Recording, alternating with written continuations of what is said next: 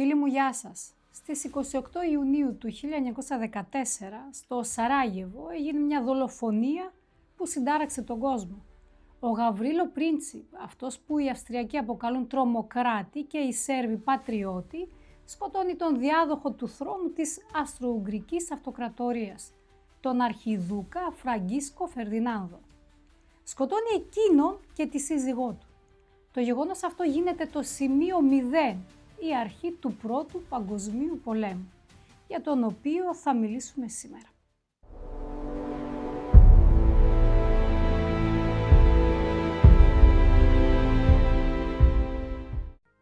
Για τον Πρώτο Παγκόσμιο Πόλεμο συνηθίζεται να μιλάμε με όρους του τύπου ένας πόλεμος που θα μπορούσε να μην είχε ξεσπάσει.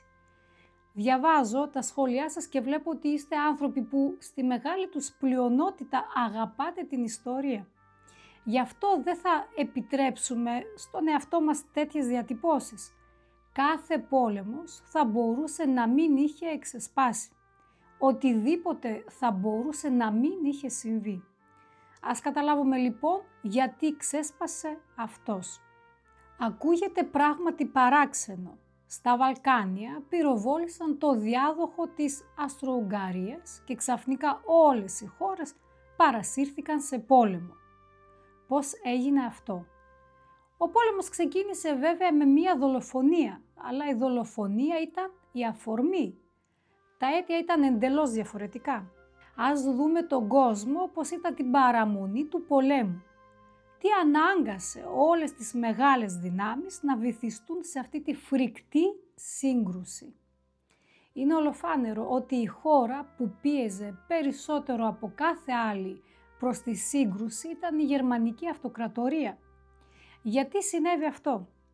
Η Γερμανία ενοποιήθηκε σε ενιαίο κράτος αρκετά αργά, μέσα στον 19ο αιώνα. Ως τότε η Αγγλία, η Γαλλία και η Ισπανία ήταν ήδη αυτοκρατορίες με υπερπόντιες αποικίες. Τι σημαίνει υπερπόντια αποικία? Εξαγωγή κεφαλαίου, εξαγωγή πρώτων υλών. Είναι με δύο λόγια ένα γερό οικονομικό στήριγμα, εδάφη που μπορείς να αρμέγεις. Σε αυτό το μοιρασμό του κόσμου η Γερμανία άργησε. Για να αναπτυχθεί λοιπόν χρειαζόταν είτε ξένες αποικίες είτε επέκταση μέσα στην ηπειρωτική Ευρώπη. Και η Γερμανία επιδόθηκε ακριβώς σε αυτή την επέκταση. Φυσικά η Γερμανία χρειαζόταν συμμάχους. Το 1882 σχηματίζει την τριπλή συμμαχία με την Αυστρο-Ουγγρική Αυτοκρατορία και την Ιταλία. Γιατί με αυτούς? Γιατί όχι με την Αγγλία ή τη Γαλλία? Διότι αυτές ήταν οι κύριες αντίπαλοι της. Η Γαλλία ήταν ο αντίπαλος στην Ήπειρο. Τον 19ο αιώνα είχε γίνει ο Γάλλο-Πρωσικός πόλεμος, τον οποίο οι Γερμανοί κέρδισαν παίρνοντας την Αλσατία Λορένη, παραμεθόριες επαρχίες της σημερινής Γαλλίας. Η Αγγλία ήταν η κυρίαρχος των θαλασσών και ο γερμανικός ανταγωνισμός της ήταν εντελώς ανεπιθύμητος. Γι' αυτό και εκείνη πίεζε τους Γερμανούς όπου μπορούσε, σύμμαχοι δεν γινόταν να είναι. Έτσι η Γερμανία υπογράφει με τις πιο αδύναμες εκείνη τη στιγμή χώρες σε σύγκριση με Αγγλία και Γαλλία, την Αυστρο-Ουγγαρία και την Ιταλία. Από εκείνη τη στιγμή γίνεται σαφές ότι δύο μπλοκ θα βρεθούν αντιμέτωπα, διότι το 1904 σχηματίζεται η Αντάντ, η εγκάρδια συνεννόηση ανάμεσα στην Αγγλία και τη Γαλλία, η δεύτερη μεγάλη συμμαχία. Ήταν ξεκάθαρο ότι αυτές οι δύο συμμαχίες αναπόφευκτα θα συγκρούονταν. Η Γερμανική Αυτοκρατορία αρχίζει, που λέει ο λόγος, να δοκιμάζει τις αντιδράσεις των συμμάχων, προσπαθώντας με τον έναν ή τον άλλο τρόπο να διευρύνει την αποικιακή της επικράτεια. Μια από τις σημαντικές ιστορίες είναι το Μαρόκο. Οι Γάλλοι επιχειρούν να κηρύξουν προτεκτοράτο στο έδαφος του. Τι σημαίνει προτεκτοράτο? Εμείς θα σας προστατεύουμε, θα αντλούμε τις πρώτες σας ύλες και εσείς θα έχετε οικονομική εξάρτηση από τη Γαλλία. Απολύτως κατανοητές απικιακές μέθοδοι. Σε αυτή την ιστορία παρεμβαίνουν οι Γερμανοί. Ο Κάιζερ Γουλιέλμος φτάνει στο Μαρόκο και απαιτεί ελεύθερο εμπόριο. Στο τέλος, η Γερμανία αποκτά ελεύθερο εμπόριο με το Μαρόκο. Αργότερα ξεσπά στο Μαρόκο εξέγερση. Η Γαλλία στέλνει εκεί στρατεύματα. Η Γερμανία αμέσως, που η Γερμανία και που το Μαρόκο, στέλνουν τη μοίρα τους και απαιτούν ρύθμιση της σύγκρουσης. Τάχα υπέρ του Μαρόκου. Φυσικά η τύχη του Μαρόκου δεν ενδιέφερε τη Γερμανία. Την ενδιέφερε η δική της οικονομία. Ζητούσαν την εξής ανταλλαγή. Εσείς οι Γάλλοι κρατάτε το προτεκτοράτο στο Μαρόκο, αλλά σε μας παραχωρείτε για παράδειγμα το Γαλλικό Κογκό. Μια τεράστια έκταση. Οι Γερμανοί είχαν ήδη αποικίες στην Αφρική, το Καμερούν λόγου χάρη. Στην υπόθεση μπαίνει η Βρετανία. Η Γερμανία μετριάζει λίγο την όρεξή της, αλλά τελικά αποκτά νέα εδάφη στην Αφρική. Και όλοι καταλαβαίνουν ότι οι Γερμανοί φέρονται ολοένα και πιο επιθετικά. Να μια φράση του Γερμανού καγκελαρίου, του Φον Μπίλοφ, που είπε κατά λέξη το εξής. Πέρασαν πια οι καιροί που ο Γερμανός παραχωρούσε στον έναν γείτονα τη γη και στον άλλο τις θάλασσες, κρατώντας για τον εαυτό του τον ουρανό. Εμείς απαιτούμε τη θέση μας στον ήλιο. Αυτή ακριβώς είναι η βασική αρχή της εξωτερικής πολιτικής της γερμανικής αυτοκρατορίας. Η αρχή που θα οδηγήσει τους πάντες στον πόλεμο. Και πού βρισκόταν η Ρωσία σε όλη αυτή την ιστορία?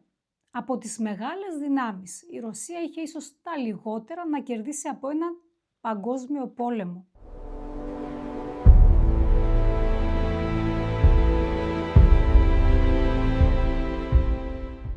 Σε αρχές του 20ου αιώνα, η πολιτική του Νικολάου του Β ήταν μάλλον ειρηνόφιλη. Δεν θα τον υπερασπιστώ ως τσάρο ειρηνοποιό, δεν ήταν καθόλου έτσι. Απλώς είχε αρκετά εσωτερικά προβλήματα και από αυτόν τον πόλεμο δεν υπήρχε κανένα οικονομικό όφελος. Σε όλη αυτή την υπόθεση η Ρωσία ενδιαφερόταν μόνο για την τύχη των στενών που τα έλεγχε η Οθωμανική Αυτοκρατορία, ώστε ο εμπορικός και ο πολεμικός της στόλος να μπαινοβγαίνει ανεμπόδιστα. Αξίζει να σημειωθεί ότι ο Κάιζερ Γουλιέλμος και ο Νικόλαος ο Δεύτερος ήταν συγγενείς. Οι Γερμανοί επιδίωκαν συμμαχία με τη Ρωσία.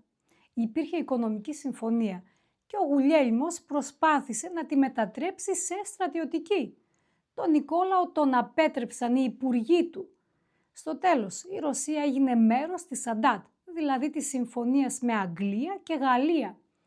Οι Γερμανοί είχαν κρατήσει φιλική στάση απέναντι στη Ρωσία, στο πόλεμο με τη Ιαπωνία, πόλεμο που η Ρωσική Αυτοκρατορία τον έχασε. Όταν οι Γερμανοί κατάλαβαν ότι ήταν μάταιο να επιδιώκουν στρατιωτική συμμαχία με τη Ρωσία, ενίσχυσαν περισσότερο τις σχέσεις τους με την Αυστρο-Ουγγαρία και την Ιταλία. Και ακόμη ένα κρίσιμο σημείο. Οι Γερμανοί διεισδύουν στην Οθωμανική Αυτοκρατορία, μπαίνουν με χρήμα, την καθιστούν οικονομικά εξαρτημένη, στέλνουν εκεί Γερμανούς, συμβούλους, διαφθείρουν Τούρκους πολιτικούς και η Οθωμανική Αυτοκρατορία πέφτει ολοένα περισσότερο υπό τη γερμανική επιρροή. Για τη Ρωσία αυτό ήταν και πάλι ζήτημα των στενών, στενών που πλέον δεν θα ελέγχανε, επειδή εκεί στέκονταν ήδη Γερμανοί σύμβουλοι, έτοιμοι να διαχειρίζονται τους Τούρκους όπως ήθελαν. Ο επόμενος μεγάλος κόμπος αντιθέσεων είναι τα Βαλκάνια, που για τους τελευταίους 2 αιώνες βρίσκονταν υπό τον έλεγχο της Οθωμανικής Αυτοκρατορίας. Και να που οι βαλκανικές χώρες ελευθερώνονται, η Σερβία, η Ελλάδα, το Μαυροβούνιο, μόλις ελευθερώθηκαν το 1913, είχε προηγηθεί ένας πρώτος πόλεμος και ακολούθησε δεύτερος. Αυτές οι νεοαποκτηθήσεις ανεξαρτησίας αρχίζουν αμέσως καυγάδες μεταξύ τους, όπως η Βουλγαρία εναντίον της Σερβίας και των συμμάχων της. Σε αυτή τη βαλκανική σύγκρουση σημαντικό ρόλο έπαιζε η Αυστρο-Ουγγαρία που ήθελε να ελέγχει τα Βαλκάνια. Βρίσκοντας στα σύνορά της και της ήταν απαραίτητος ο πλήρης έλεγχός τους. Και η Ελλάδα. Η Ελλάδα είχε μόλις βγει νικήτρια από τους Βαλκανικούς πολέμους. Τα εδάφη της είχαν σχεδόν διπλασιαστεί Και το ίδιο είχε συμβεί με το πληθυσμό της. Όμως αυτή η μεγάλη επιτυχία είχε και το τίμημά της. Η χώρα ήταν οικονομικά και στρατιωτικά καταπονημένη και έπρεπε πλέον να οργανώσει και να ενσωματώσει τις νέες της κτήσεις. Την ίδια στιγμή, στο εσωτερικό της άρχιζε να διαμορφώνεται μια βαθιά διαφωνία για την πορεία που έπρεπε να ακολουθήσει η χώρα. Ο Πρωθυπουργός Ελευθέριος Βενιζέλος πίστευε ότι όταν θα ερχόταν η κατάλληλη στιγμή, τα ελληνικά συμφέροντα εξυπηρετούνταν καλύτερα στο πλευρό της Σαντάτ. Ο βασιλιάς Κωνσταντίνος ο Πρώτος, αντίθετα, θεωρούσε ότι η Ελλάδα έπρεπε να διατηρήσει την ουδετερότητά της, εκτιμώντας πως αυτό ήταν το ασφαλέστερο για τη χώρα. Η διαφωνία αυτή δεν έμεινε μόνο στην εξωτερική πολιτική. Πολύ σύντομα εξελίχθηκε σε μια βαθιά εσωτερική κρίση, που έμεινε στην ιστορία ως ο εθνικός διχασμός, που θα σημάδευε την Ελλάδα για πολλά χρόνια. Η Ρωσία είχε το δικό της συμφέρον, υπαγορευμένο, όσο ρομαντικό και αν ακούγεται σήμερα, από την ιδέα της προστασίας των αδελφών Σλάβων και ομόδοξων Ορθοδόξων. Αυτό το παιχνίδι η Ρωσία το έπαιζε σε όλο το 19ο αιώνα και θα συνεχίσει να το παίζει και στον 20ο. Και το σπουδαιότερο, κατά τη γνώμη μου, η Ρωσική Αυτοκρατορία δεν ήταν έτοιμη για αυτόν τον πόλεμο. Μόλις είχε χάσει τον πόλεμο με τους Ιάπωνες, ανασυγκροτούσε το στρατό της και η εσωτερική πολιτική κατάσταση ήταν εξαιρετικά δύσκολη. Το 1905 είχε ξεσπάσει η πρώτη επανάσταση και τώρα ορίμαζε η δεύτερη. Ώσπου να ξεσπάσει ο πόλεμος, η Ρωσία επιδιώκει συνεχώς να σβήσει τις φωτιές στα Βαλκάνια με τη διπλωματία και όχι με τα όπλα. Δεν τα καταφέρνει πάντα, αλλά αυτή παραμένει η βασική της γραμμή μέχρι το καλοκαίρι του 1914. Μετά τους Βαλκανικούς πολέμους, η Σερβία αναδεικνύεται στη σημαντικότερη δύναμη των νότιων Σλάβων και αργότερα θα αποτελέσει τον πυρήνα του κράτους που θα γνωρίσουμε ως Ιουγκοσλαβία. Αυτό φυσικά δεν αρέσει καθόλου στην Αυστρο-Ουγγαρία, η οποία επιδιώκει να διατηρήσει την κυριαρχία της στα Βαλκάνια. Και η Γερμανία στέκεται σταθερά στο πλευρό της. Άλλη μια πλευρά της σύγκρουσης είναι η Γαλλία. Πέρα από τον αγώνα για τις υπερπόντιες αποικίες, υπάρχουν και τα χαμένα εδάφη της Αλσατίας Λορένης, που οι Γάλλοι θέλουν να τα πάρουν πίσω. Και τέλος, η Βρετανία που κάνει εξαιρετική διπλωματική δουλειά. Υπόσχεται στο κάθε ένα τα πάντα και προσπαθεί να βάλει τον έναν εναντίον του άλλου. Θα δούμε ότι ως την τελευταία μέρα του πολέμου θα διατείνεται σε όλους ότι αυτή είναι ο μεγάλος ειρηνοποιός, ενώ έπαιζε βέβαια το δικό της παιχνίδι. Σε αυτό το βίντεο θα μιλήσουμε για τα κύρια θέατρα των επιχειρήσεων και για τη διπλωματία της εποχής, δηλαδή για το δυτικό και το ανατολικό μέτωπο. Είναι αδύνατον σε ένα βίντεο να καλύψουμε και την Αφρική και τη Μέση Ανατολή και το Καυκάσιο μέτωπο και τις ναυμαχίες στον Ατλαντικό. Το ίδιο και το Μακεδονικό μέτωπο με την ελληνική περιπέτεια σε όλο τους το βάθος. Αξίζουν και θα έχουν δικό τους βίντεο. Εδώ θα τα δούμε μόνο στις κρίσιμες στιγμές τους. Και να που σκότωσαν τον Φραγκίσκο Φερδινάνδο. Το όνομά του θα σας είναι ίσως γνωστό από το μουσικό συγκρότημα Franz Ferdinand, που πήρε το όνομά του προς τιμήν του δολοφονημένου αρχιδούκα. Η δολοφονία πυροδοτεί μια τρομερή διπλωματική κρίση. Η Αυστρο-Ουγγαρία απευθύνει στη Σερβία τελεσίγραφο. Το τελεσίγραφο είναι εξαιρετικά σκληρό και ένας από τους πιο ταπεινωτικούς όρους του είναι να παραδοθεί η έρευνα για τη δολοφονία στα χέρια των Αυστρο-Ουγγρικών αρχών. Σε αυτό η Σερβία δεν μπορεί να ενδώσει. Είναι έτοιμη να δεχθεί όλους τους όρους, αλλά με τον τελευταίο δεν συμφωνεί. Πρέπει να πούμε ότι ήδη πριν από τη δολοφονία, η οποία είναι απλώς η αφορμή για την έναρξη του πολέμου, όλοι καταλάβαιναν ότι το πράγμα οδεύει προς μια μεγάλη αναμέτρηση των μεγάλων δυνάμεων. Και βέβαια στις τελευταίες μέρες όλοι προσπαθούσαν να σώσουν την κατάσταση. Αφού πυροβόλησαν τον Φραγκίσκο Φερδινάνδο, ξεκίνησε η διπλωματία. Διότι η Αυστρο-Ουγγαρία είπε στο σύμμαχό της στη Γερμανία ότι θα κηρύξει τον πόλεμο στη Σερβία. Οι Γερμανοί απάντησαν: σας δίνουμε λευκή επιταγή. Θα σας στηρίξουμε πλήρως. Αυτό το καταλάβαιναν όλοι. Έτσι αρχίζει το διπλωματικό παιχνίδι. Οι Άγγλοι συναντούν τους Γερμανούς. Οι Γερμανοί προσπαθούν να ξεκαθαρίσουν τη θέση της Βρετανίας. Αλλά ο Υπουργός Εξωτερικών Γκρέι κρύβεται πίσω από ασάφειες. Εμείς δεν θα ανακατευτούμε. Είναι βαλκανική σύγκρουση. Σας παρακαλούμε όμως να επηρεάσετε την Αυστρία ώστε να μην κηρύξει τον πόλεμο στη Σερβία. Η Γαλλία ετοιμάζεται για πόλεμο και ο πρόεδρος Πουανκαρέ σπέβδει στην Αγία Πετρούπολη, στον Νικόλαο το δεύτερο, για να εξασφαλίσει τη στήριξή του. Μόλις αρχίσει ο πόλεμος, η Ρωσία θα ανοίξει δεύτερο μέτωπο στα ανατολικά, ώστε οι Γερμανοί να δυσκολευτούν. Από ό,τι φαίνεται, οι συμφωνίες αυτές ήταν γνωστές στο γερμανικό και στον αυστρο-ουγγρικό επιτελείο, διότι κυριολεκτικά μόλις ο Πουανκαρέ έφυγε από την Πετρούπολη στις 23 Ιουλίου του 1914, επιδόθηκε στη Σερβία εκείνο το τελεσίγραφο. Η Ρωσία, η Γαλλία, η Αγγλία προσπαθούν να επηρεάσουν τη Βιέννη. Ας τραβήξουμε το τελεσίγραφο σε χρόνο, ας ξανασυζητήσουμε κάποιους όρους. Αλλά αυτό το παζάρι δεν χρειάζεται πια κανέναν, γιατί η Αυστρο-Ουγγαρία κηρύσσει κρυφή επιστράτευση. Στις 28 Ιουλίου κηρύσσει τον πόλεμο στη Σερβία. Είναι σαφές ότι οι Γερμανοί στηρίζουν την Αυστρο-Ουγγαρία, ενώ ο Νικόλαος ο δεύτερος και ο ρωσικός λαός είναι φυσικά με το μέρος της Σερβίας και η Ρωσία θα αναγκαστεί να παρασυρθεί στον πόλεμο.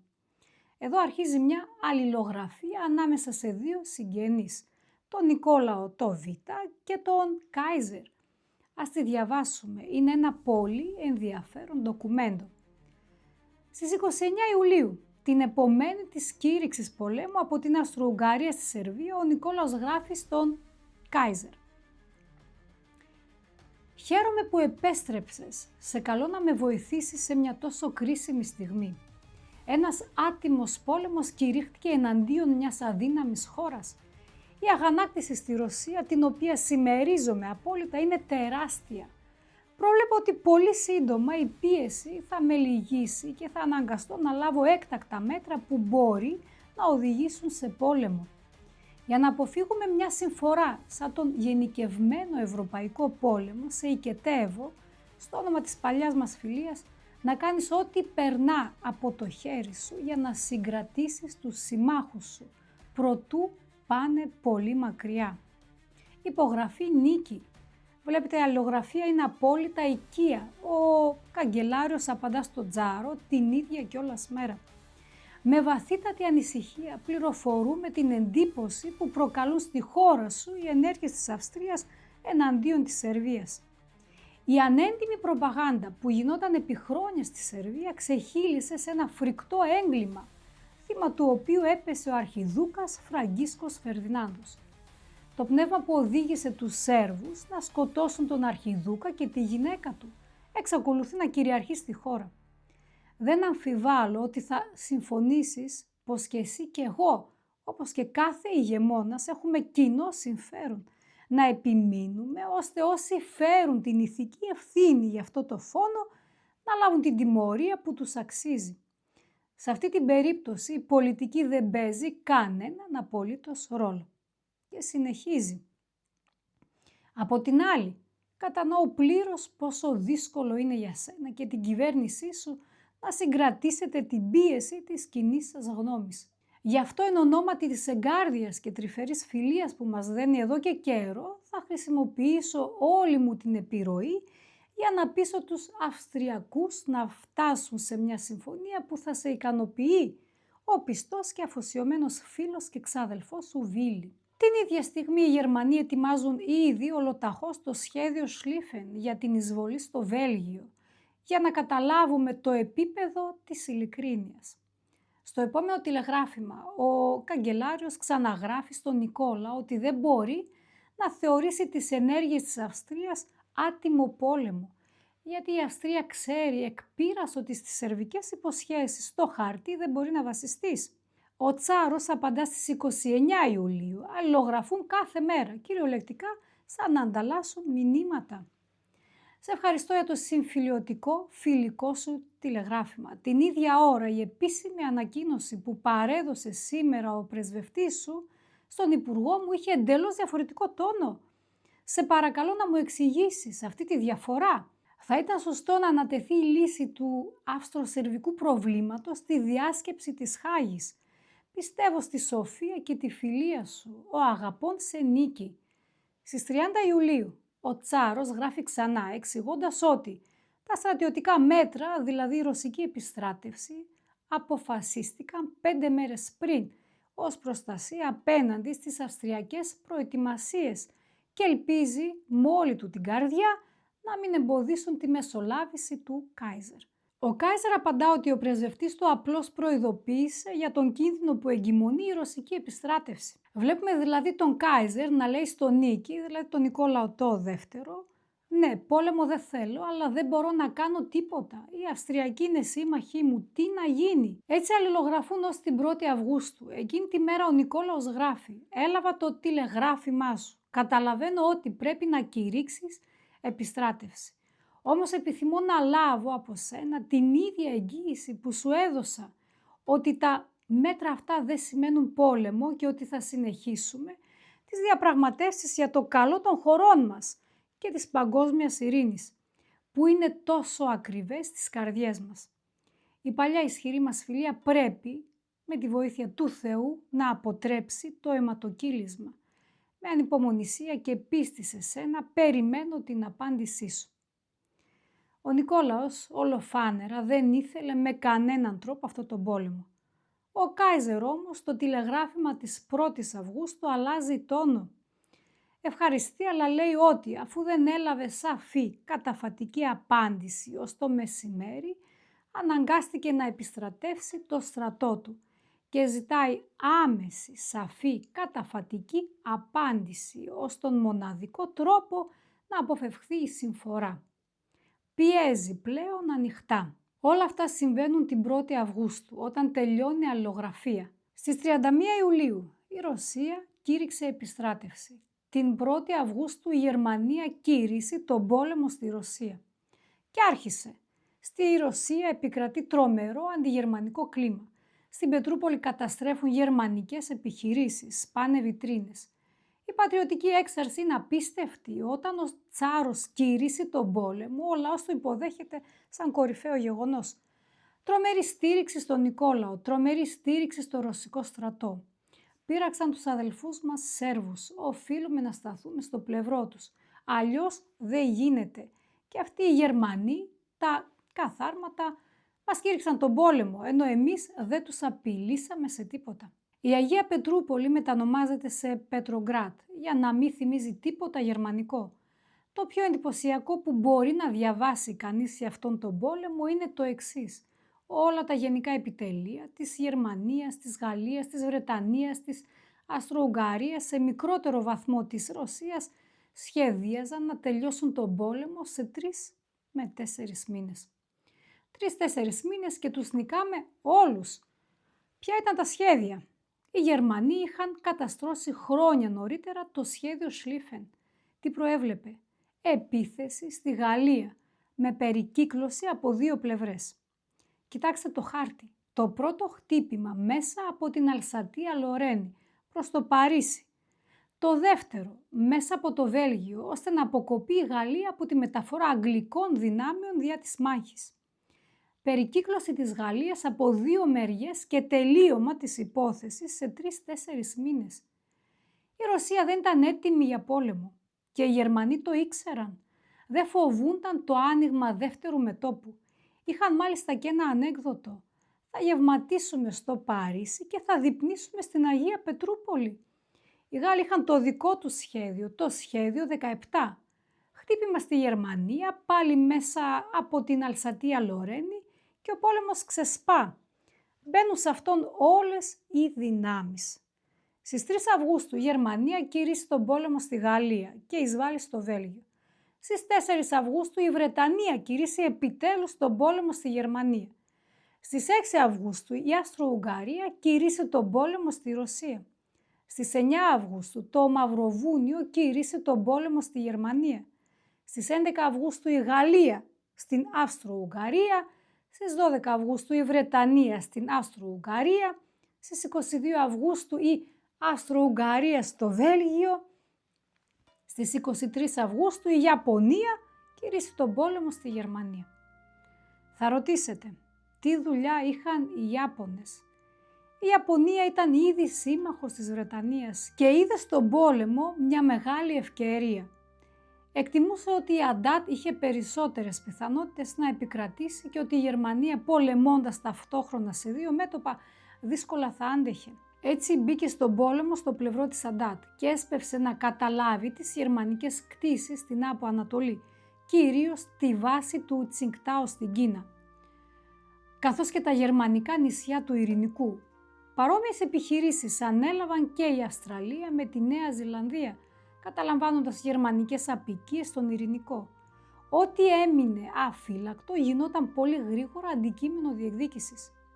Και έτσι άρχισε το αιματοκύλισμα, που αντί για 3 με 4 μήνες κράτησε αρκετά χρόνια. Στις 4 Αυγούστου τα γερμανικά στρατεύματα εισβάλλουν στο Βέλγιο. Από το Βέλγιο δεν είχε νόημα να περιμένει κανείς τίποτα. Ο βελγικός στρατός ήταν πολύ αδύναμος. Κι όμως οι Βέλγοι αμήνονται γενναία, σχεδόν 1 μήνα και καθυστερούν την προέλαση. Τις πρώτες ημέρες του Αυγούστου οι Γερμανοί εξαπολύουν παράλληλα την επίθεσή τους και στο μέτωπο της Αλσατίας Λορένης. Από τις 21 έως τις 25 Αυγούστου διεξάγονται οι μεγάλες μεθοριακές μάχες, ανάμεσά τους και εκείνες στο Μόνς, στο Σαρλερουά και στις Αρδένες. Οι Γερμανοί προελάβουν με μεγάλη αυτοπεποίθηση. Οι απώλειες των συμμάχων, Γάλλων και Άγγλων είναι κολοσιαίες. 250.000 άνδρες. Ο στρατηγός Ζόφρ, διοικητής του γαλλικού στρατού, αλλάζει το 30% των στρατηγών του μέσα σε 1 μήνα. Καταλαβαίνει ότι αυτοί οι άνθρωποι δεν ξέρουν να πολεμούν στις σύγχρονες συνθήκες. Αλλιώς ο πόλεμος θα χανόταν και θα έπεφτε το Παρίσι. Τους Γάλλους τους σώζει το λεγόμενο θαύμα του Μάρνη.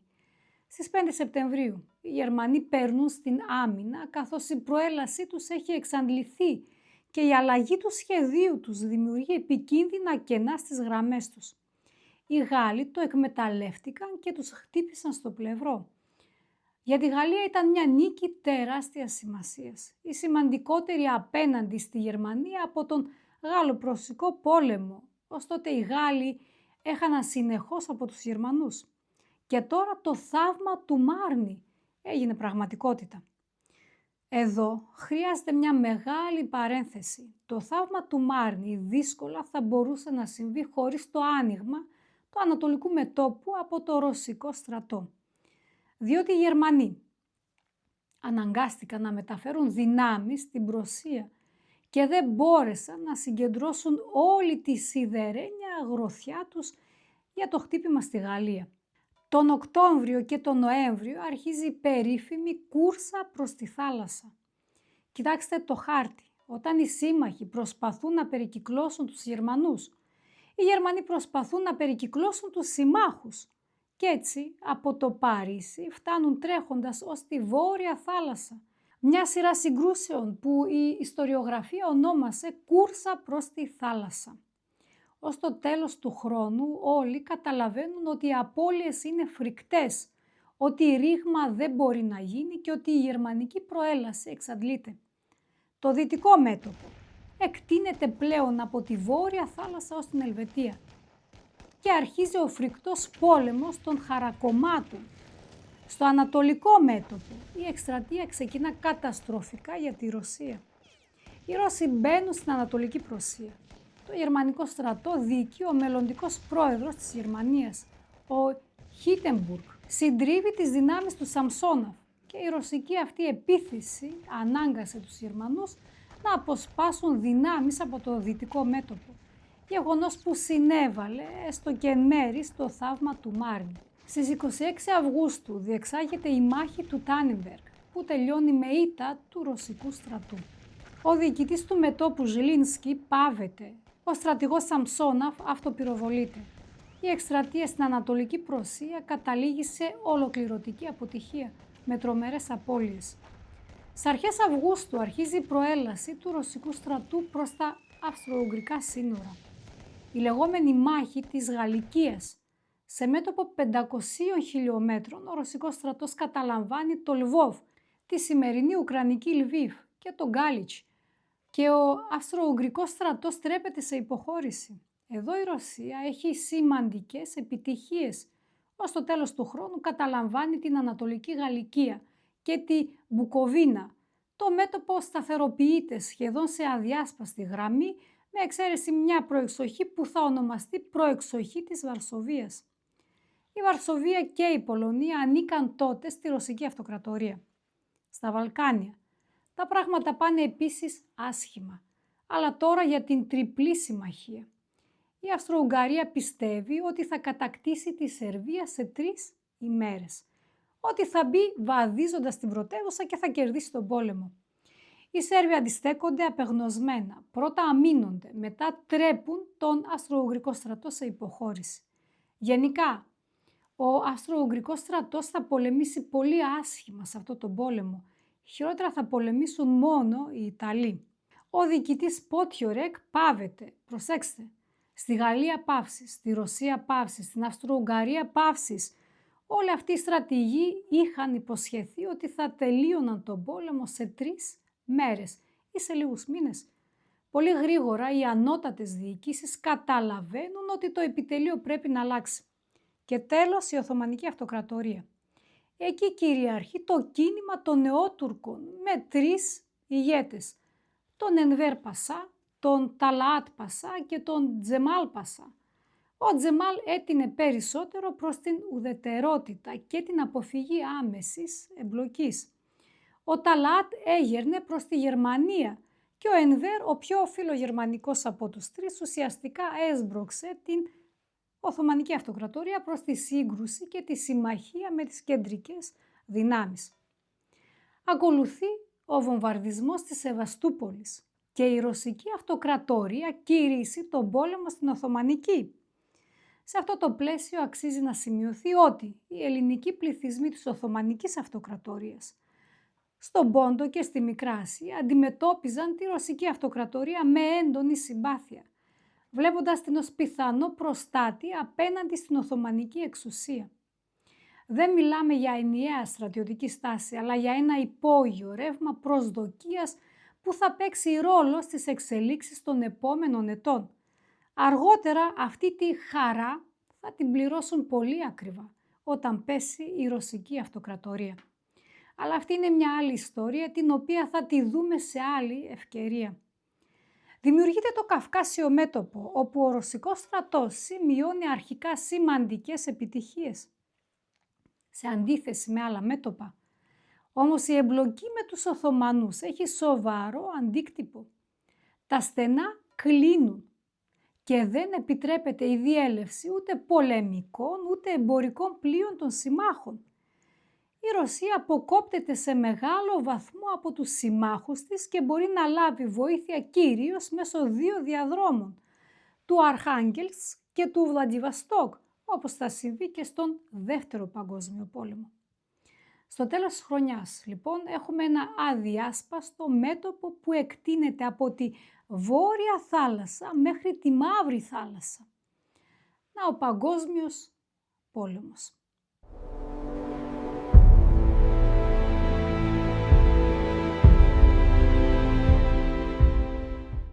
Ας μιλήσουμε για ένα σημαντικό ζήτημα. Την προπαγάνδα στη διάρκεια του πολέμου. Όταν η Ρωσία πολεμά την Οθωμανική Αυτοκρατορία, μπορεί κανείς λίγο πολύ να πει ότι πρόκειται για σύγκρουση διαφορετικών πολιτισμικών κόσμων. Όταν όμως οι Γερμανοί πολεμούν με τους Γάλλους και τους Άγγλους, μιλάμε για ένα κοινό ευρωπαϊκό πολιτισμικό χώρο. Και τα θύματα, πρώτα χιλιάδες, μετά εκατομμύρια, έπρεπε κάπως να δικαιολογηθούν στο λαό. Η προπαγάνδα λοιπόν γρήγορα κινήθηκε προς την απανθρωποποίηση. Δεν πολεμάμε με Γερμανούς, αλλά με θηρία. Είναι βάρβαροι που ήρθαν να ρημάξουν τον κόσμο μας. Τα πιο οργανωμένα προπαγανδιστικά συστήματα αναπτύχθηκαν στη Βρετανία. Η προπαγάνδα της λειτουργήσε σε εξαιρετικά υψηλό επίπεδο. Ο Γκέμπελς δεν την διδάχτηκε άμεσα από τον Πρώτο Παγκόσμιο, αλλά πολλές τεχνικές που θα αξιοποιήσει αργότερα είχαν ήδη χρησιμοποιηθεί τότε από όλες τις μεγάλες δυνάμεις, συμπεριλαμβανομένης της Βρετανίας. Τι έκαναν οι Άγγλοι? Έπρεπε να τεκμηριώσουν την εικόνα του εχθρού. Όταν οι Γερμανοί προέλαβαν στο Βέλγιο και στη Βόρεια Γαλλία, η καταστροφή μνημείων όπως η πυρπόληση της βιβλιοθήκης της Λουβέν και ζημιές σε ιστορικά κτίρια, αλλά και η φθορά του καθεδρικού της Ρένς από το πυροβολικό παρουσιάστηκε έντονα στη συμμαχική προπαγάνδα ως απόδειξη πολιτιστικής βαρβαρότητας. Να, οι βάρβαροι καταστρέφουν την ευρωπαϊκή πολιτιστική κληρονομιά. Αλλά αυτό δεν αρκούσε. Ποιοι μύθοι κυκλοφορούσαν? Ότι στο Κόμπλεντς οι Γερμανοί έχουν ένα εργοστάσιο πτωμάτων, όπου δήθεν επεξεργάζονταν νεκρούς και παράγουν λίπος ή σαπούνι για το μέτωπο. Κανένα τέτοιο εργοστάσιο δεν υπήρχε, αλλά ο μύθος, μην εχμαλωτιστείτε, μπορεί να καταλήξετε στο εργοστάσιο πτωμάτων, διαδιδόταν ευρέως μέσω εφημερίδων και προπαγανδιστικών αφηγήσεων. Άλλες ιστορίες αφορούσαν τη συστηματική παρουσίαση των Γερμανών ως βαρβάρων. Για παράδειγμα, η εκτέλεση της νοσοκόμας Edith Cavell, που βοηθούσε τραυματίες να διαφύγουν από το Βέλγιο. Οι Γερμανοί την εκτέλεσαν και γύρω από αυτό το γεγονός δημιουργήθηκε έντονη προπαγανδιστική γραμματοποίηση με στοιχεία που συχνά διωγγώθηκαν. Μια άλλη πολύ διαδεδομένη ιστορία ήταν ο σταυρωμένος Καναδός στρατιώτης, σύμφωνα με την οποία ένας Καναδός στρατιώτης είχε δήθεν βασανιστεί και σταυρωθεί από Γερμανούς στρατιώτες. Η ιστορία αυτή δεν τεκμηριώθηκε ποτέ, αλλά χρησιμοποιήθηκε ευρέως στην προπαγάνδα της εποχής και είχε μεγάλη απήχηση. Επικεφαλής της βρετανικής προπαγανδιστικής προσπάθειας ήταν ο Λόρδος Νόρθκλιφ, ιδιοκτήτης μεγάλων εφημερίδων όπως η Daily Mail, ο οποίος οργάνωσε ένα ιδιαίτερα αποτελεσματικό δίκτυο ενημέρωσης και προπαγάνδας. Ως το 1918 οι σύμμαχοι είχαν ρίξει εκατομμύρια προκηρύξεις πάνω από τις γερμανικές θέσεις, με μηνύματα που στόχευαν στην ηθική κατάρρευση του αντιπάλου. Χρησιμοποιούνταν ακόμη και αερόστατα και άλλα μέσα για τη διανομή τους. Οι ίδιες οι γερμανικές αρχές πληροφοριών παραδέχονταν ότι η βρετανική προπαγάνδα είχε πολύ μεγαλύτερη αποτελεσματικότητα. Στη Γερμανία αντίθετα δεν υπήρχε ενιαίο κεντρικό σύστημα προπαγάνδας στην αρχή του πολέμου. Υπήρχαν πολλοί διαφορετικοί φορείς, στρατιωτικοί και πολιτικοί, χωρίς συντονισμό. Ένα χαρακτηριστικό λάθος ήταν ότι δινόταν αμοιβή για κάθε συμμαχική προκήρυξη που παραδιδόταν. Έτσι πολλοί στρατιώτες όχι μόνο τις μάζευαν, αλλά τις διάβαζαν κιόλας. Ως το 1918 είχαν συγκεντρωθεί εκατοντάδες χιλιάδες τέτοιες προκηρύξεις. Ο επικεφαλής της Γερμανικής Υπηρεσίας Πληροφοριών, ο Βάλτερ Νικολάι, είχε παραδεχθεί με πικρία ότι η γερμανική πλευρά υστερούσε σημαντικά στο τομέα της προπαγάνδας. Παρ' όλα αυτά οι Γερμανοί οργάνωσαν το κινηματογραφικό στούντιο Μπούφα, που έστελνε φωτογράφους στο μέτωπο και γύριζε ταινίες. Η Αυστρο-Ουγγαρία δημιούργησε επιτέλειο πολεμικού τύπου, στο οποίο εκτός από δημοσιογράφους μπήκαν 550 ζωγράφοι που σχεδίαζαν προπαγανδιστικά σκίτσα και αφίσες. Μια καινοτομία, μια σειρά δίσκων γραμμαφώνου με ομιλία του αυτοκράτορα Φραγκίσκου Ιωσήφ, εξαιρετικής ποιότητας, που στέλνονταν στο μέτωπο και τους άκουγαν οι στρατιώτες τα Χριστούγεννα. Επικεφαλής του αυστριακού κινηματογράφου εκείνη τη στιγμή ήταν ο Σάσα Κόλοβρατ Κρακόφσκι, ο άνθρωπος που αργότερα θα αποκάλυπτε στον κόσμο τη Μαρλέν Ντίντριχ. Η Γαλλία ασχολούνταν επίσης με την απανθρωποποίηση των Γερμανών. Τον καθεδρικό της Ρένς, τον ανέφερα ήδη. Υπήρξε σκάνδαλο που αποκαλύφθηκε μετά τον πόλεμο ως θηριωδίες των Γερμανών στην Πολωνία. Παρουσιάστηκαν φωτογραφίες ενός εβραϊκού παγκρόμ στην Οδυσσό το 1905. Αλλά οι Γάλλοι κρατούσαν σταθερά τη γραμμή. Οι Γερμανοί είναι σκοτεινοί, ούνοι, που ήρθαν να κατακτήσουν τον φωτεινό καλό μας κόσμο. Στην Αμερική η προπαγάνδα δεν είχε στην αρχή ενεργοποιηθεί, γιατί οι Αμερικανοί κρατούσαν απόσταση. Όσο όμως γινόταν σαφές ότι θα παρασύρονταν στον πόλεμο, τόσο περισσότερο έμπαινε σε λειτουργία η προπαγανδιστική μηχανή. Ο θείος Σαμ καλούσε σε κατάταξη και αστέρες του Χόλιγουντ έβγαιναν στις πλατείες. Να και η περίφημη αφίσα, προσέξτε την, «Destroy this mad brute», ένας πίθηκος με γερμανικό κράνος και λόγχη που έγινε το πρωτότυπο του King Kong. Από αυτή την αφίσα γεννήθηκε αργότερα η ιδέα για την ταινία. Και στη Ρωσία. Στη Ρωσία τα πράγματα με την προπαγάνδα πήγαιναν άσχημα. Ο πληθυσμός ήταν σε μεγάλο βαθμό αναλφάβητος, οπότε δρούσαν μέσα από περιοδικά και προκηρύξεις. Εκεί η εικόνα του εχθρού ήταν πολύ σατιρική. Ο Τούρκος, ο Γερμανός, ο Αστροούγγρος έτρεχαν να σωθούν από τον Λεβέντη Κοζάκο. Κάτι σατιρικά αδέξιοι τύποι που δεν ήξεραν καν να πολεμούν. Όταν όμως ο Ρώσος στρατιώτης βρισκόταν στο μέτωπο και ιδίως απέναντι στη Γερμανία, έβλεπε μια καλά οργανωμένη πολεμική μηχανή, στην οποία τίποτα το αστείο δεν υπήρχε. Αυτή η προπαγάνδα μάλλον γύρισε μπούμερανγκ για τη Ρωσία. Το βασικό σύνθημα ήταν υπέρ Θεού, Τσάρου και Πατρίδας και υπέρ της σωτηρίας των αδελφών Σλάβων. Είχαν δημιουργηθεί ρωσικά τηλεγραφικά πρακτορία στο Βουκουρέστι, στη Κοπενχάγη, στη Στοκχόλμη, ώστε ο τύπος των ουδέτερων χωρών να λαμβάνει όσο το δυνατόν πιο θετική εικόνα για τη Ρωσία.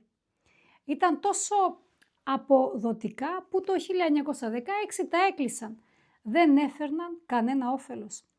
Εκδίδονταν φυλάδια όπως ο Κάιζερ χωρίς μάσκα. Όταν στο μέτωπο άρχισε η καταστροφή και οι Ρώσοι παραδίνονταν μαζικά, τυπώθηκε σε 200.000 αντίτυπα προκήρυξη για το πόσο φρικτά ζουν οι αιχμάλωτοι, για να σταματήσει η μαζική παράδοση. Τίποτα από όλα αυτά δεν έπιασε. Το 1915, στο στρατηγείο του αρχιστρατήγου δημιουργήθηκε γραφείο τύπου με σκοπό τη λογοκρισία της εσωτερικής ενημέρωσης. Ένα παράδειγμα, ο επιτελάρχης Ντανίλαβ καταλαβαίνει το 1915 ότι θα χαθεί η Βαρσοβία και άρχισε να προετοιμάζει τη ρωσική κοινή γνώμη. Σε εφημερίδες κυκλοφόρησε εκδοχή ότι εναντίον μας δρά τεράστιος εχθρός με ανεξάντλητο απόθεμα οβίδων. Εμείς επιλέξαμε εξ αρχής να υποχωρήσουμε πέρα από τον Νέμαν και να παραδώσουμε τη Βαρσοβία. Εκεί απλώς προχωρήσαμε κατά λάθος μπροστά. Έτσι προετοίμαζαν τη μελλοντική υποχώρηση και τη συντριβή του στρατού. Πολύ σύντομα την Τουρκία. Εκεί δρούσε επίσης προπαγάνδα με προκηρύξεις και φυλάδια. Το πιο σημαντικό όμως ήταν ότι το τουρκικό ιερατείο και η κυβέρνηση κήρυξαν τζιχάντ, δηλαδή ιερό πόλεμο. Όλος ο πόλεμος με Ρωσία, Γαλλία και Αγγλία παρουσιαζόταν ως πόλεμος με τους απίστους, κάτι κατανοητό για έναν αναλφάβητο πληθυσμό. Το 1915 ξεκίνησε με ξεμέθισμα. Έγινε σαφές ότι σε 3-4 μήνες κανένας δεν θα τελείωνε τον πόλεμο. Αρχίζει ο φρικτός πόλεμος των χαρακομμάτων. Οι μετοπικές αιματηρές έφοδοι δεν οδηγούν πουθενά. Γιατί η τεχνολογία έχει αλλάξει, εμφανίστηκαν τα πολυβόλα. Ένα μόνο πολυβόλο μπορεί να θερήσει 100 άνδρες. Οι οχυρωμένες θέσεις όπου στέκονται κανόνια και πολυβόλα δεν διαλύονται με το πυροβολικό. Και αρχίζει να γυρίζει αυτός ο αιματηρός κυμάς, επιθέσεις, αντεπιθέσεις και τίποτα δεν βγαίνει γιατί οι δυνάμεις είναι ίσες και υπάρχει ήδη έλλειψη πυρομαχικών και στις δύο πλευρές. Η οικονομία δεν ήταν έτοιμη. Κανείς δεν περίμενε ότι ο πόλεμος θα έπαιρνε τέτοιες διαστάσεις. Από τις 22 Απριλίου ως τις 25 Μαΐου διεξάγεται η μάχη του Ήπορ. Εκεί συμβαίνει για πρώτη φορά κάτι φρικτό. Οι Γερμανοί χρησιμοποιούν χλώριο. Το ψεκάζουν στις συμμαχικές θέσεις. 15.000 θύματα, 5.000 νεκροί από αυτή την επίθεση με αέρια. Βλέπουμε για πρώτη φορά ότι πλέον δεν υπάρχουν όρια. Μπορείς να χρησιμοποιείς οτιδήποτε για να σκοτώσεις. Έτσι εμφανίζονται στο μέτωπο αντιασφυξιογόνες μάσκες. Οι σύμμαχοι προσαρμόζονται πολύ γρήγορα. Στις 3 Μαΐου οι σύμμαχοι περνούν σε αντεπίθεση. 6 μέρες μαζικής προετοιμασίας πυροβολικού. Η Αντάντ, προελάβνει, χάνει 130.000 άνδρες και κερδίζει 7 χιλιόμετρα, μια επίθεση που δεν οδήγησε πουθενά. Το Σεπτέμβριο η επίθεση στο Αρτουά, 200.000 απώλειες για τους συμμάχους, 140.000 για τους Γερμανούς. Γιατί τόσοι νεκροί? Το είπα ήδη, πολυβόλα, όλμη, χειροβομβίδες, αεροπορική αναγνώριση, όλα αυτά μετατρέπονται σε εντελώς τερατώδεις απώλειες. Πριν περάσουμε στο ανατολικό μέτωπο, πρέπει να αναφέρουμε ακόμη μια επιχείρηση ή μάλλον μια περιπέτεια που κόστισε σχεδόν την καριέρα του Τσόρτσιλ. Το αγγλικό επιτελείο πίστευε ότι αν καταλάμβανε τον Βόσπορο και τα Δαρδανέλια, θα έβγαζε την Οθωμανική Αυτοκρατορία από τον πόλεμο και θα έλεγχε ολόκληρη τη Μεσόγειο. Από την άλλη, η Ρωσία ζητούσε από τους συμμάχους αντιπερισπασμό στα στενά για να διευκολυνθεί η προέλασή της στο Καυκάσιο μέτωπο. Έτσι οι Άγγλοι ρίχνονται σε αυτή την περιπέτεια. Τον Φεβρουάριο του 1915 αρχίζει ο βομβαρδισμός των τουρκικών οχυρώσεων. Τα οχυρά δεν καταστρέφονται. Στα στενά υπάρχουν νάρκες και η ναρκαλιεία αποτυγχάνει. Τον Μάρτιο μπαίνουν στα στενά 7 αγγλικά πλοία. Από τα 7, 2 υφίστανται ζημιές και 3 βυθίζονται. Είναι σαφές ότι χρειάζεται απόβαση. Στις 25 Απριλίου, με τις παροτρύνσεις του Τσόρτσιλ, οι Άγγλοι αποφασίζουν να αποβιβάσουν στρατό στη Χερσόνησο της Καλύπολης. Η επιχείρηση είναι φρικτή. Οι Τούρκοι αντιστέκονται. Απεγνωσμένα, οι σύμμαχοι δεν καταφέρνουν να εδραιωθούν και όλα τελειώνουν άσχημα. Ο Τσόρτσιλ παραιτείται, οι σύμμαχοι χάνουν 160.000 άνδρες, οι Τούρκοι 250.000, αλλά δεν παραδίδουν τα στενά. Η επιχείρηση όμως απέσπασε οθωμανικές δυνάμεις από το Καυκάσιο μέτωπο και έτσι βοήθησε τη Ρωσία. Τι συμβαίνει στο ανατολικό μέτωπο? Εκεί υπάρχουν δύο αλληλοαποκλειόμενοι στόχοι. Η Γερμανία καταλαβαίνει ότι δεν μπορεί πια να πολεμά σε δύο μέτωπα και πρέπει να βγάλει τάχιστα τη Ρωσία από τον πόλεμο. Η Ρωσία καταλαβαίνει ότι ούτε αυτή τα καταφέρνει με Γερμανία και Αυστρο-Ουγγαρία μαζί και θέλει να βγάλει εκτός τον ασθενέστερο αντίπαλο, την Αυστρο-Ουγγαρία. Οι Γερμανοί ξεκινούν προέλαση από την Πρωσία. Οι Ρώσοι χάνουν 56.000 άνδρες, οι Γερμανοί 16.000. Ακολουθεί η επιχείρηση του Πρασνής, 72.000 απώλειες για τους Ρώσους, 60.000 για τους Γερμανούς. Η γερμανική προέλαση εξελίσσεται θαυμάσια. Χρησιμοποιούν τηλεφωνική επικοινωνία, αεροπλάνα, ακριβέστερη αναγνώριση. Δημιουργός αυτής της νίκης είναι ο Χίντεμπουργκ. Η Ρωσία αρχίζει την επιχείρηση των Καρπαθίων, παίρνει το φρούριο του Ψέμισλ. Οι Αστροούγγροι φεύγουν με τρομερό ρυθμό και ο ρωσικός στρατός παίρνει 120.000 αιχμαλώτους. Αυτή είναι η τελευταία επιτυχία. Για να βοηθήσει την Αυστρο-Ουγγαρία, η Γερμανία μεταφέρει 6 μεραρχίες. Στους Ρώσους αρχίζει σκληρότατη έλλειψη πυρομαχικών. Στην επιχείρηση των Καρπαθίων οι συνολικές απώλειες, νεκροί, τραυματίες, εχμάλωτοι, άρρωστοι φτάνουν κατά τις υψηλότερες εκτιμήσεις το 1 εκατομμύριο για τη Ρωσία και τις 800.000 για Αυστρο-Ουγγαρία και Γερμανία. Από εδώ και πέρα νίκες δεν υπάρχουν. Αρχίζει η μεγάλη υποχώρηση. Στις 5 Μαΐου οι Γερμανοί και οι Αυστροούγγροι διασπούν το μέτωπο και αρχίζει μια φρικτή υποχώρηση 1,5 μήνα. Η Αυστρο-Ουγγαρία ανακτά σχεδόν όλα όσα είχε χάσει. Οι Ρώσοι εγκαταλείπουν το Λβόβ και το Ψέμισλ. Αρχίζει μαζική παράδοση. Ο στρατός χάνει το ηθικό του. Το καλοκαίρι οι Γερμανοί προελάβουν στον Βιστούλα και τον Μπουκ. Στα τέλη Ιουνίου η επιχείρηση του Νάρεφ, οι Ρώσοι χάνουν τη Βαρσοβία και την προεξοχή της. Γίνεται η ηρωική άμυνα του φρουρίου Όσοβιετς, η περίφημη επίθεση των νεκρών. Οι Γερμανοί ρίχνουν ασφυξιογόνα αέρια κι όμως οι μισοπεθαμένοι, δηλητηριασμένοι υπερασπιστές σηκώνονται σε αντεπίθεση με τη Λόγχη και επιτιθέμενοι τρέπονται πανικόβλητοι σε φυγή. Η Ρωσία χάνει το Μπρέστ-Λιτόβσκ και το Γκρόντνο. Αρχίζει η εκένωση εργοστασίων από τη Βαλτική με την απώλεια των δυτικών επαρχιών. Η Ρωσία χάνει το 25% της παραγωγής άνθρακα. Κάτι κρισιμότατο για το μέτωπο. Καταφέρνει να σταθεροποιήσει το μέτωπο ως τον Νοέμβριο. Στη διάρκεια της υποχώρησης η Ρωσία χάνει 1,5 εκατομμύριο άνδρες και άλλο ένα περίπου εκατομμύριο παραδίδεται αιχμάλωτο.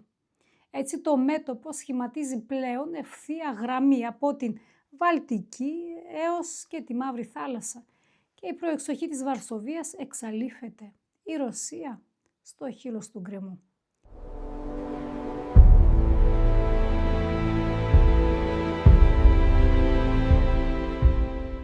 Στη Ρωσία η εσωτερική πολιτική κατάσταση είναι φρικτή. Αρχίζει η υπουργική καρουζέλ.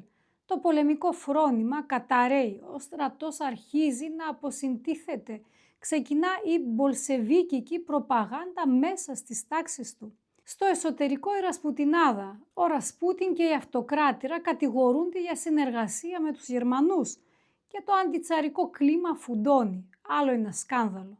Η απομάκρυνση του μεγάλου δούκα Νικολάου Νικολάιεβιτς, που τον αγαπούσε ο στρατός και που καταλάβαινε αποστρατιωτικά.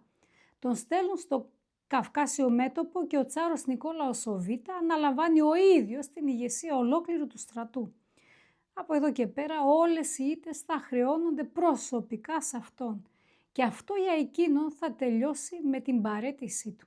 Το 1915 συμβαίνει κι άλλο ένα γεγονός. Η Ιταλία, σύμμαχος της Αυστρο-Ουγγαρίας και της Γερμανίας, μπαίνει στον πόλεμο, αλλά όχι στο πλευρό των συμμάχων της, εναντίον τους με την Αντάντ.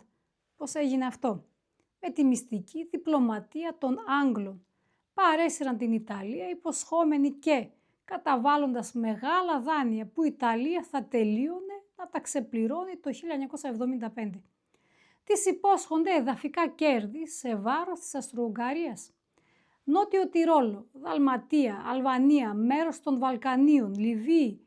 Οι δύο βασικοί υποκινητές είναι ο Μουσολίνι, ο μελλοντικός φασίστας δικτάτορας και ο λογοτέχνης Γκαμπριέλε Ντανούτσιο. Στην Ιταλία βέβαια δεν συνέφερε καθόλου να μπει κι όμως μπαίνει στις 23 Μαΐου 1915 κηρύσσει τον πόλεμο στην Αυστρο-Ουγγαρία.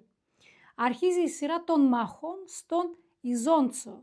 Μόνο το 1915 θα γίνουν 4, συνολικά 12. Οι Ιταλοί θα έχουν συνεχείς απώλειες, θα προελάβουν 2 χιλιόμετρα και θα υποχωρούν ξανά. Στις πρώτες μάχες θα χάσουν 256.000 άνδρες. Για την Ιταλία τερατώδεις αριθμοί. Και η Αυστρο-Ουγγαρία 135.000. Ο Ιταλικός στρατός θα φανεί εντελώς αναποτελεσματικός. Όμως το άνοιγμα αυτού του μετώπου συνέφερε Γάλλους, Άγγλους και Ρώσους. Γιατί η Ιταλία όπως και αν πολεμούσε τράβηξε πάνω τις 19 αυστρο-ουγγρικές μεραρχίες. Το φθινόπωρο του ίδιου χρόνου ανοίγει και το μέτωπο που εμάς μας αφορά περισσότερο απ' όλα. Τον Οκτώβριο του 1915 μπαίνει στον πόλεμο η Βουλγαρία, στο πλευρό των κεντρικών δυνάμεων, με το βλέμμα καρφωμένο στη Μακεδονία που είχε χάσει το 1913. Γερμανοί, Αυστροούγγροι και Βούλγαροι συνθλίβουν τη Σερβία από 3 πλευρές. Ο σερβικός στρατός δεν παραδίδεται, υποχωρεί μέσα από τα χιονισμένα βουνά της Αλβανίας, μια πορεία Γολγοθάς με δεκάδες χιλιάδες νεκρούς. Και τα απομεινάρια του μεταφέρονται από τους συμμάχους στην Κέρκυρα για να ανασυγκροτηθούν. Στο μεταξύ Άγγλοι και Γάλλοι έχουν ήδη αποβιβαστεί στη Θεσσαλονίκη, σε μια Ελλάδα επισήμως ουδέτερη, και στείνουν το μακεδονικό μέτωπο. Θα ακολουθήσουν η παράδοση του οχυρού Ρούπελ στους Γερμανοβουλγάρους, η κατάληψη της Ανατολικής Μακεδονίας, τα Νοεμβριανά, η προσωρινή κυβέρνηση του Βενιζέλου στη Θεσσαλονίκη, ώσπου τον Ιούνιο του 1917 η Ελλάδα μπαίνει επίσημα στον πόλεμο στο πλευρό της Αντάτ και το Μάιο του 1918 στο Σκρά οι ελληνικές μεραρχίες κερδίζουν την πρώτη τους μεγάλη μάχη. Όλο αυτό το δράμα με τον διχασμό σε πλήρη εξέλιξη θα το δούμε αναλυτικά στο δικό του βίντεο. Προς το παρόν κρατήστε το εξής. Αυτό το ξεχασμένο μέτωπο θα αποδειχθεί στο φινάλε το πιο αποφασιστικό απ' όλα. Έγινε και ακόμη ένα πράγμα το 1915 που δεν μπορούμε να μην το αναφέρουμε. Είπα ότι το Καυκάσιο μέτωπο δεν θα το εξετάσουμε, αλλά τον Ιανουάριο διεξήχθη η μάχη του Σαρίκαμις, όπου τα ρωσικά στρατεύματα νίκησαν την Οθωμανική Αυτοκρατορία. Η νίκη αυτή είχε φρικτή συνέχεια για τους Αρμενίους. Αρμένοι εθελοντές έδρασαν πολύ καλά μέσα στις ρωσικές μονάδες και Αρμένοι ζούσαν εκατέρωθεν των συνόρων και στη Ρωσία και στην Οθωμανική Αυτοκρατορία. Έχοντας χάσει τη μάχη, η Τουρκία κατηγορεί για προδοσία τους Αρμενίους. Κάποιον έπρεπε να φορτώσει την ευθύνη και τη φόρτωσε στους Αρμενίους. Έτσι αρχίζει αυτό που όλοι γνωρίζουμε ως γενοκτονία των Αρμενίων. Πρώτα εκτοπίζονται οι αρμενικές ελίτ από την Κωνσταντινούπολη. Αφοπλίζονται οι Αρμένοι στρατιωτικοί και ο άμαχος πληθυσμός. Ακολουθούν εκτοπίσεις και μαζικές δολοφονίες. Οι Αρμένοι προσπαθούν να αμυνθούν, αλλά δεν τα καταφέρνουν. Πέρα από την εξέγερση του Βαν, αντίσταση δεν προβάλλουν. Δεν θα σταθώ στις θηριωδίες. Η ιστορία είναι φρικτή. Ένα έγκλημα κατά της ανθρωπότητας. Είναι σαφές ότι η Τουρκία ως σήμερα δεν αναγνωρίζει τη γενοκτονία. Οι περισσότερες χώρες της Δυτικής Ευρώπης, της Λατινικής Αμερικής και οι Ηνωμένες Πολιτείες την αναγνωρίζουν. Και οι αριθμοί, ως το τέλος του καλοκαιριού, οι μαζικές δολοφονίες και εκτοπίσεις είχαν εξοντώσει πάνω από το μισό του αρμενικού πληθυσμού, κατά διάφορες εκτιμήσεις, από 600.000 ως 1,5 εκατομμύριο νεκροί. Αυτές οι πράξεις θα καταδικαστούν από τους συμμάχους μετά τον πόλεμο ως έγκλημα κατά της ανθρωπότητας. Όπως καταλαβαίνετε, η αναγνώριση της γενοκτονίας από την Τουρκία συνδέεται με αποζημιώσεις, τεράστια ποσά. Γι' αυτό παραμένει ως σήμερα ένα από τα μεγάλα αγκάθια ανάμεσα σε Τουρκία και Αρμενία. Και εδώ οφείλουμε να πούμε κάτι που μας αφορά άμεσα.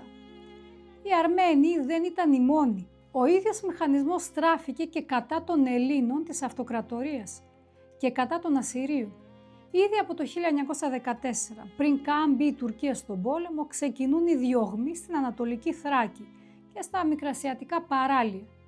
Η σφαγή της Φώκαιας, μποϊκοτάζ, εκτοπίσεις. Με τον πόλεμο, οι χριστιανοί άνδρες σέρνονται στα διαβόητα τάγματα εργασίας, τα αμελέτα μπουρού, όπου πεθαίνουν κατά χιλιάδες από την πείνα, τις αρρώστιες και την εξάντληση. Και από το 1916, όταν ο ρωσικός στρατός παίρνει την Τραπεζούντα, οι Οθωμανοί βρίσκουν το πρόσχημα που έψαχναν. Οι Έλληνες του Πόντου είναι τάχα συνεργάτες του εχθρού και αρχίζουν να τους εκτοπίζουν από τα παράλια προς το εσωτερικό. Πορείες θανάτου κατά χείμωνο. Θυμηθείτε τι είπαμε νωρίτερα για τη συμπάθεια των Ελλήνων του Πόντου προς τη Ρωσία. Να πως άρχισαν να την πληρώνουν. Η κορύφωση όμως αυτή που ως το 1923 θα στοιχήσει συνολικά εκατοντάδες χιλιάδες ζωές έρχεται μετά τον πόλεμο, στα χρόνια των Κεμαλικών. Γι' αυτό εδώ απλώς την ονομάζουμε με το όνομά της, γενοκτονία, και θα της αφιερώσουμε δικό της βίντεο μαζί με όλη τη μικρασιατική τραγωδία.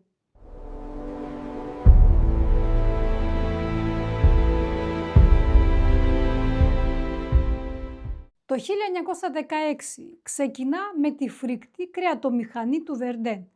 Οι Γερμανοί ρίχνονται σε απεγνωσμένη επίθεση, οι Γάλλοι αμήνονται.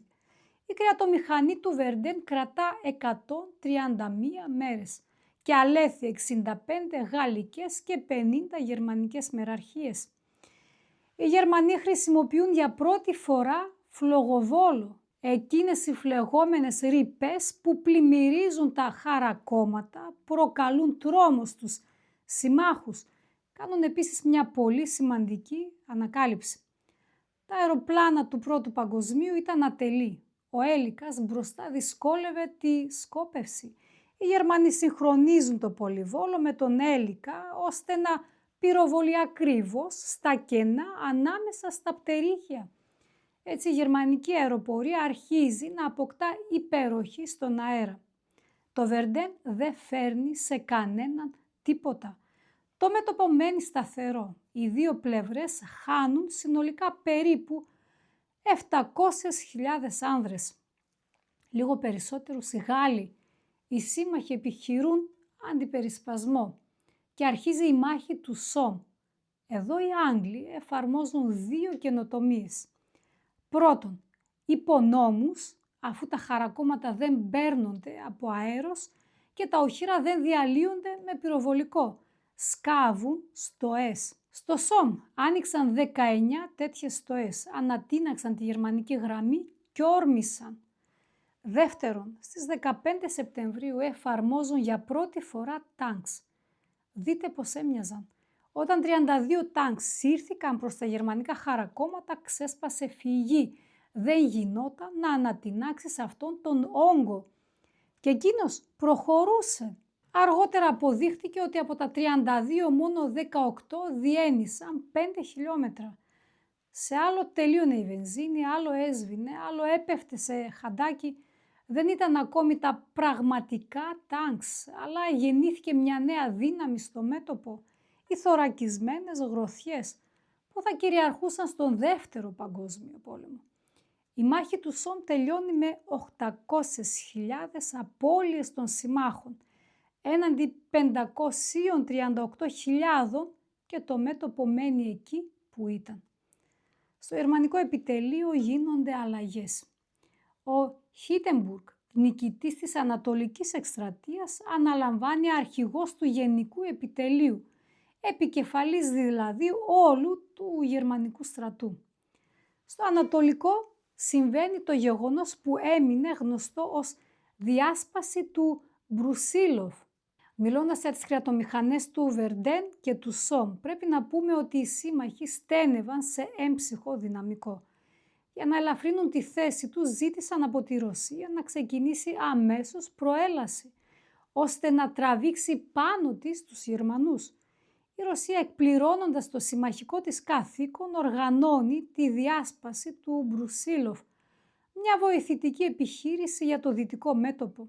Στο διάστημα ανάμεσα στο Βερντέν και το Σόμ, οι Ιταλοί έχασαν τη μάχη του Ασιάγκο, 146.000 απώλειες έναντι 81 της Αυστρο-Ουγγαρίας. Ο Ιταλικός στρατός συντρίβεται, η Ιταλία είναι στο χείλος της κατάρρευσης και η διάσπαση του Μπρουσίλοφ πέρα από το δυτικό μέτωπο σώζει και την Ιταλία.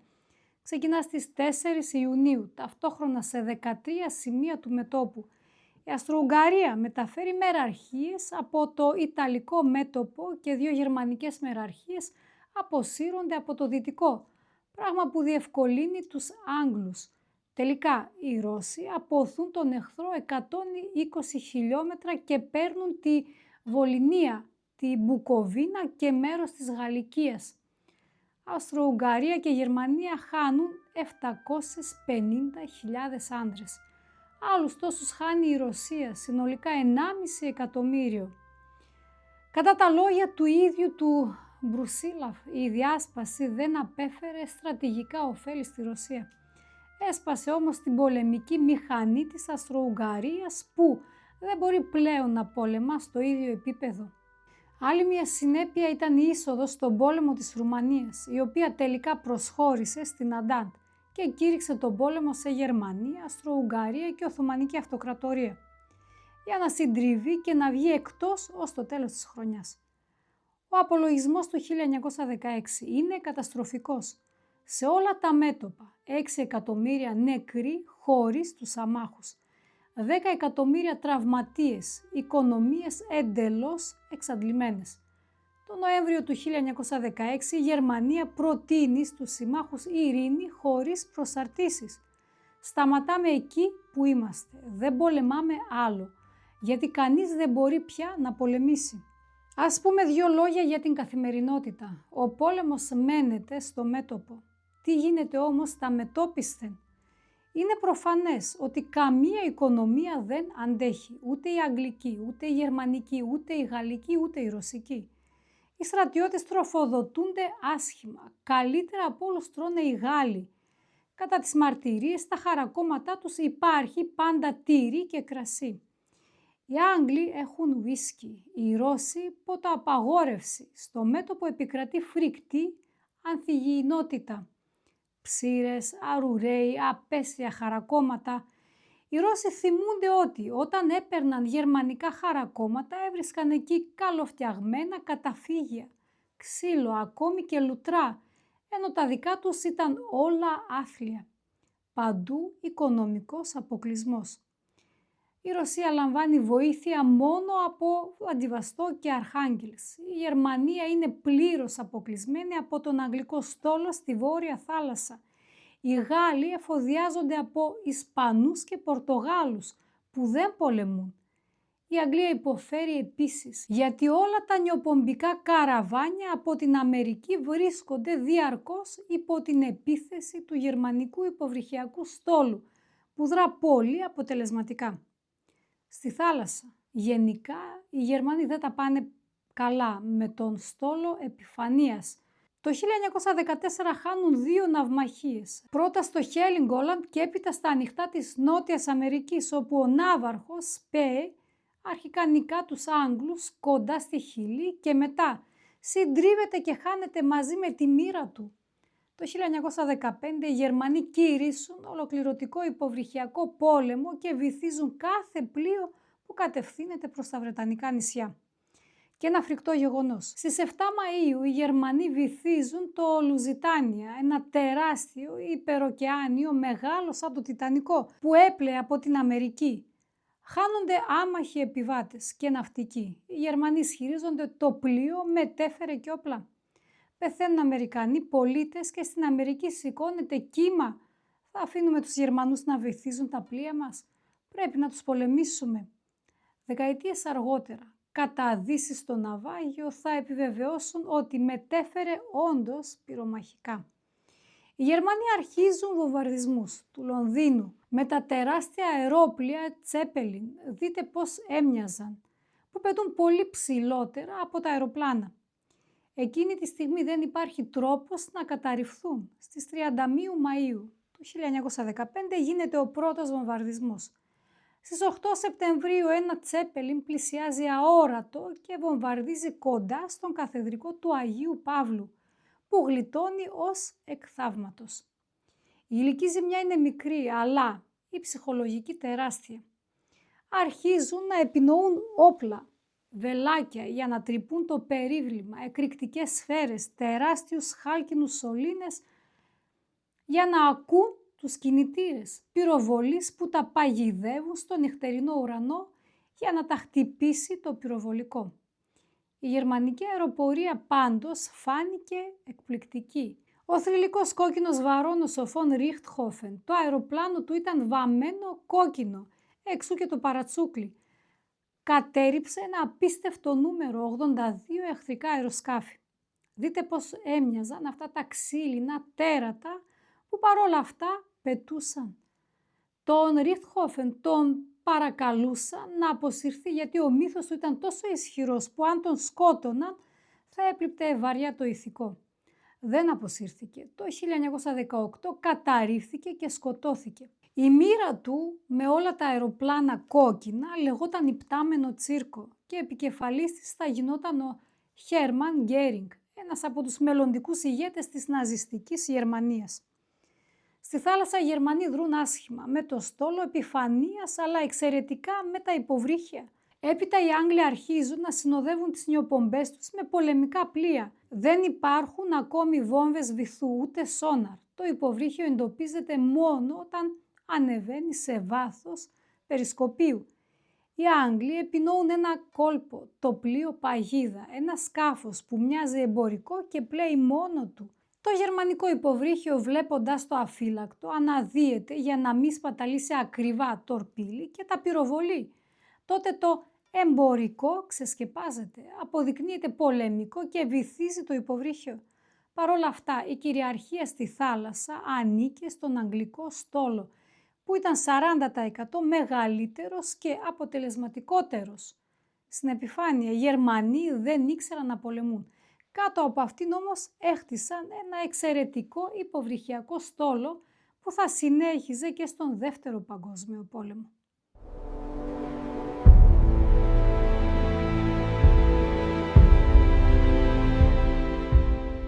Το 1917 στο Ανατολικό Μέτωπο ξεκινά φρικτά. Ο Ρωσικός στρατός αποσυντίθεται. Η επαναστατική προπαγάνδα έχει φτάσει σε απίστευτες διαστάσεις. Στις αρχές Φεβρουαρίου φτάνει στο Πετραγκράτ μια αντιπροσωπεία των συμμάχων για να εξακριβώσει αν η Ρωσία μπορεί ακόμη να πολεμήσει. Πολλοί ιστορικοί θεωρούν ότι σκοπός της επίσκεψης δεν ήταν τόσο αυτό όσο να καταλάβουν τι συμβαίνει στη Ρωσία και πόσο ακόμη αντέχει ο Τσάρος. Υπάρχει και μία άποψη αμφιλεγόμενη, ομολογουμένως ότι αφού οι σύμμαχοι έφυγαν έχοντας συναντηθεί με τη νέα αστική τάξη, με βουλευτές της Δούμας, με πολιτικούς, ουσιαστικά έδωσαν το πράσινο φως για την επανάσταση του Φεβρουαρίου. Τον Τσάρο δεν τον στηρίζουμε άλλο, μπορείτε να τον ανατρέψετε. Και πράγματι, λίγο μετά την αναχώρησή τους ξεσπάει η επανάσταση του Φεβρουαρίου. Ακολουθεί η παραίτηση του Τσάρου και η περαιτέρω κατάρρευση του Ανατολικού μετώπου. Ως τις αρχές του Σεπτεμβρίου οι Γερμανοί κατέλαβαν τη Ρήγα. Ο ρωσικός στόλος εγκατέλειψε το κόλπο της και το ανατολικό μέτωπο σχεδόν δεν υπάρχει πια. Στο δυτικό αντίθετα, οι Γερμανοί αρχίζουν να εξαντλούνται. Δεν έχουν άλλες εφεδρίες και ύστερα από αρκετές εχθρικές επιθέσεις αρχίζουν να υποχωρούν. Τον Απρίλιο με Μάιο η επίθεση Νίβελ, η Αντάτ χάνει 340.000 άνδρες, οι Γερμανοί 160.000 και υποχωρούν στη γραμμή Χίτεμπουργκ, μια εκ των προτέρων οχυρωμένη γραμμή. Στη Γαλλία ξεσπούν στρατιωτικές ανταρσίες, οι άνθρωποι δεν θέλουν πια να πολεμούν. Αν θέλετε να καταλάβετε τι ένιωθαν οι Γάλλοι στο μέτωπο, διαβάστε ένα από τα πολύ γνωστά βιβλία, «Το ταξίδι στην άκρη της νύχτας» του Λουί Φερντινάντ Σελίν, του σπουδαίου Γάλλου συγγραφέα που γύρισε ανάπηρος από αυτό τον πόλεμο. Γράφει για το πώς ξεκίνησε η πατριωτική μέθη, πώς όλοι έτρεξαν να τσακίσουν τους δύστιχους Πρώσους και πώς ύστερα άρχισε εκείνο που άρχισε, η ματωμένη κρέατομηχανή. Ως το τέλος του 1917 το δυτικό μέτωπο σταθεροποιείται μέσα σε αυτό τον αιματηρό χυλό. Το 1917 συμβαίνει και ένα πολύ σημαντικό γεγονός. Οι Ηνωμένες Πολιτείες μπαίνουν στον πόλεμο και αρχίζουν να μεταφέρουν στο μέτωπο 7.000 άνδρες τη μέρα. Διασχίζουν τον ωκεανό, καραβάνια με οπλισμό και έμψυχο δυναμικό. Η είσοδος της Αμερικής τσακίζει οριστικά τη ραχοκοκαλιά των Γερμανών. Δεν μπορούν πλέον να πολεμήσουν έτσι. Αυτή η υποχώρηση στη γραμμή Χίτεμπουργκ είναι το κύκνιο άσμα της Γερμανίας του Κάιζερ.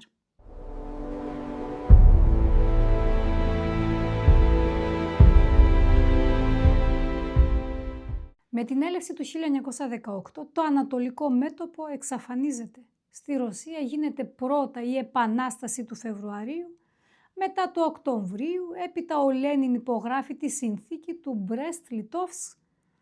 Η Ρωσία βγαίνει από τον πόλεμο, βγαίνει και η Ρουμανία και οι Γερμανοί ρίχνονται στην τελευταία τους επίθεση, τη λεγόμενη μάχη του Κάιζερ.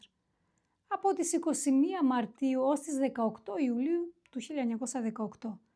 Στην Ιταλία τον Ιούνιο γίνεται η μάχη του Πιάβε με την Αυστρο-Ουγγαρία, η τελευταία σημαντική μάχη του Ιταλικού μετώπου.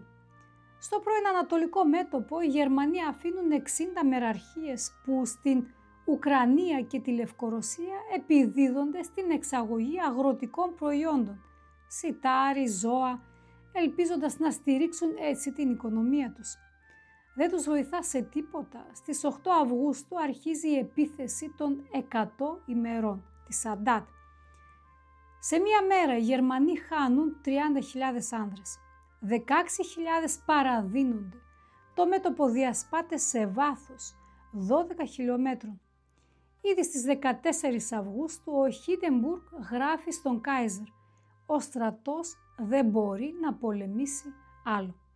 Και τότε έρχεται η στιγμή του Μακεδονικού μετώπου. Στις 15 Σεπτεμβρίου του 1918 Γάλλοι και Σέρβοι διασπούν τις βουλγαρικές θέσεις στο Ντόμπροπόλε, ενώ Έλληνες και Βρετανοί καθυλώνουν τον αντίπαλο στη Δοϊράνη. Το βουλγαρικό μέτωπο καταρρέει και στις 29 Σεπτεμβρίου η Βουλγαρία συνθηκολογεί, πρώτη από όλες τις κεντρικές δυνάμεις. Το ξεχασμένο μέτωπο έριξε το πρώτο ντόμινο. Έρχεται ο Οκτώβριος. 2 λόγια για τον πρόεδρο Βίλσον. Χάρη σε αυτόν η Αμερική γίνεται ο διεθνής διαιτητής του πολέμου. Πρώτα ενισχύει την οικονομία της με πολεμικές προμήθειες. Μετά μπαίνει η ίδια στον πόλεμο, όταν αυτός έχει ήδη κερδιθεί από την Αντάτ. Και τέλος ο Βίλσον γίνεται ο κύριος ρυθμιστής και ειρηνοποιός. Στέλνει στους Γερμανούς τα 14 σημεία που περιέχουν τους όρους της συνθηκολόγησης. Τον Οκτώβριο οι Ιταλοί νικούν επιτέλους τη μάχη του Βιτόριο Βένετο και συντρίβουν τα υπολείμματα του Αυστρο-Ουγγρικού στρατού. Στις 30 Οκτωβρίου η Οθωμανική Αυτοκρατορία βγαίνει από τον πόλεμο. Στις 3 Νοεμβρίου βγαίνει η Αυστρο-Ουγγαρία και στις 11 Νοεμβρίου η Γερμανία υπογράφει τη συνθηκολόγηση μέσα σε ένα γαλλικό στρατιωτικό βαγόνι στο δάσος της Κομπιένης. Εκεί τελειώνει ο πόλεμος.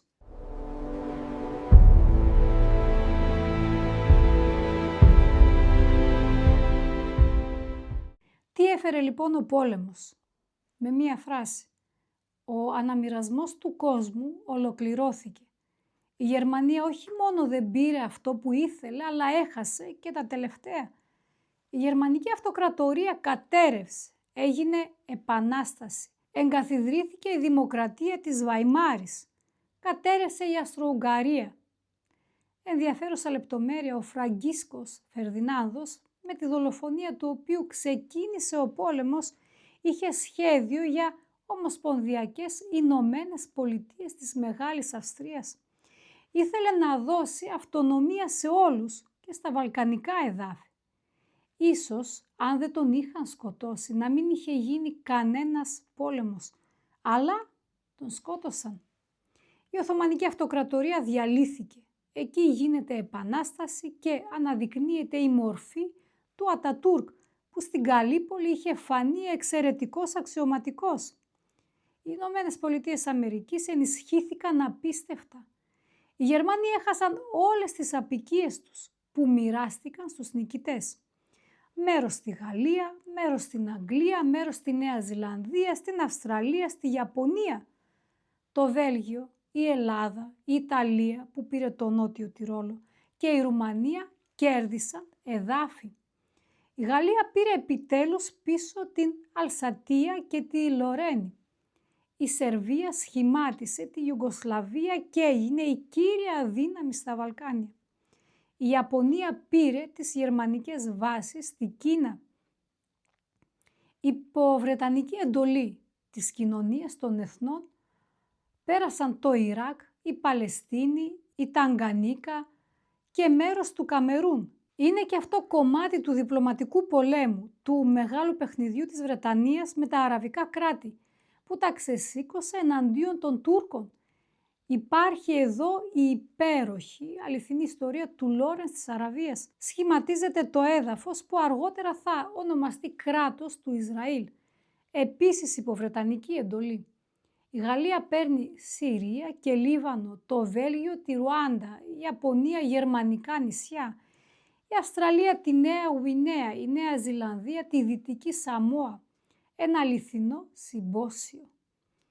Ανεξαρτησία απέκτησαν η Λευκορωσική και η Ουκρανική Λαϊκή Δημοκρατία, η Αρμενία, το Αζερμπαϊτζάν, η Γεωργία, η Ουγγαρία, η ελεύθερη πόλη του Ντάντσιχ, η Λετονία, η Λιθουανία, η Εσθονία, η Πολωνία, η Τσεχοσλοβακία και η Φινλανδία. Τα περισσότερα ήταν πρώην εδάφη της Ρωσικής Αυτοκρατορίας.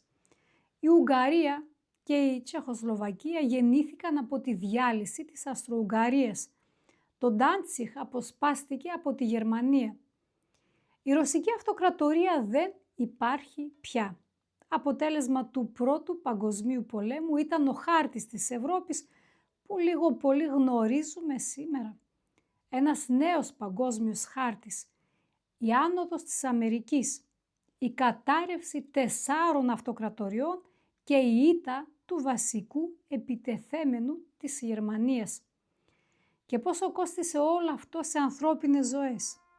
Νεκροί και αγνοούμενοι λογίζονται σήμερα 18,5 εκατομμύρια άνθρωποι.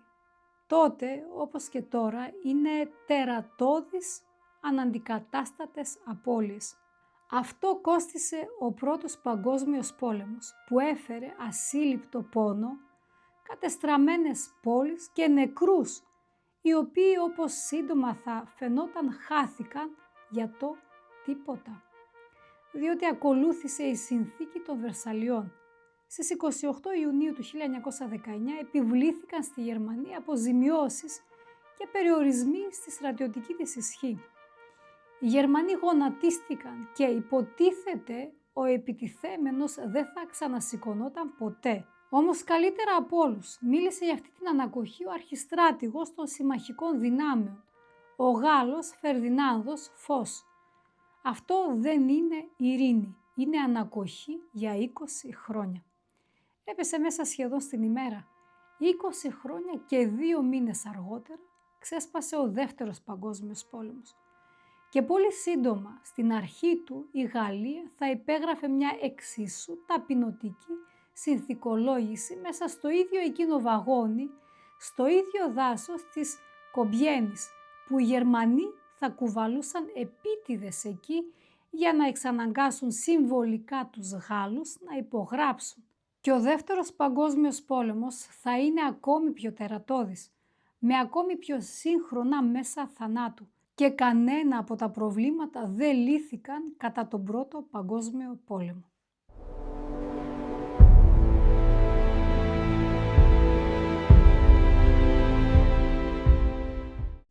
Μαζί σας ήταν η Ακρισία. Ευχαριστώ που παρακολουθείτε το κανάλι μου.